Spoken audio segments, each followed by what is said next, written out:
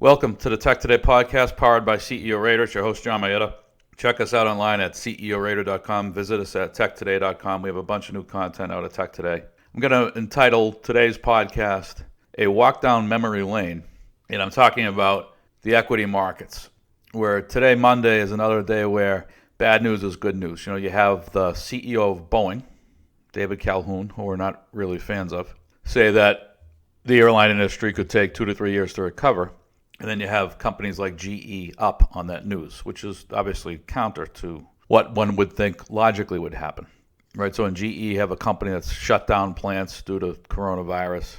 They have exposure, obviously, to the aerospace industry. You would expect industrials will get hit a little bit because coronavirus is impacting every sector of the economy. But yet GE and others continue to trade up. And what's happening is obviously investors are looking right through 2020 into 2021 or 2022, whatever they're doing, and they're saying, hey, we'll get through it. We'll be fine. Things will return to normal. And I agree. In the long term, things will return to normal. It will look a little bit different in practice in terms of how we do some things. You'll see more in the way of remote meetings and such. In terms of growth rates across industries, generally speaking, you would expect things to return to normal after a period of time. That's what happened in 2008 coming out of the credit crunch. Problem with that logic, that way of thinking is this. At some point along that path to recovery, there will be a cohort of investors that will become disappointed at different times due to different results with companies they hold in their portfolios.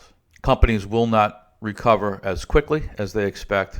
Investors will sour to those positions, and they will trim those positions or sell them entirely, and you'll eventually see a sell-off. So I can remember in 2008, people would tell me with certain names as being too bearish, that the second half of 2009 would be much better. And then when that didn't happen, hey, look into 2010, we'll be back to normal in 2010. And of course that didn't happen. The recovery process back in the '08 credit crunch was gradual.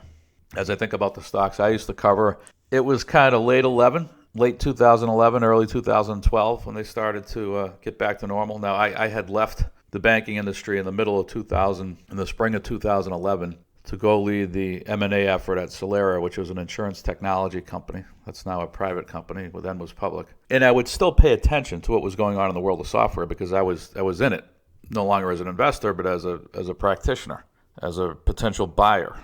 And so you would look at growth rates, you would look at valuations and such. And so we went into the things started to slow down in the middle of '08. And I'd say we more or less fully recovered in terms of revenue growth rates, bookings activity by early 2012. So you're looking at roughly a 4-year period of recovery. So I don't buy for 1 minute that the slowdown we're experiencing now is going to be back to normal by Jan 1, 2021.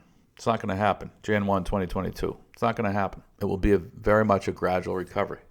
So I can't predict what exactly is going to happen with the market. I believe that stocks will trade down coming off of the June quarter when people see how bad the June quarter really was when we have the earnings calls in July. I think when people see how bad things are, that it may finally sink in, that Q3, at best may show pockets of recovery in certain industries and certain geographies, but it certainly won't be meaningful, and that may disappoint some people. When people see, when I say people, I'm talking about institutional investors. When institutional investors see how bad Q2 is, not only may that spook a number of those investors about Q3, but also about Q4.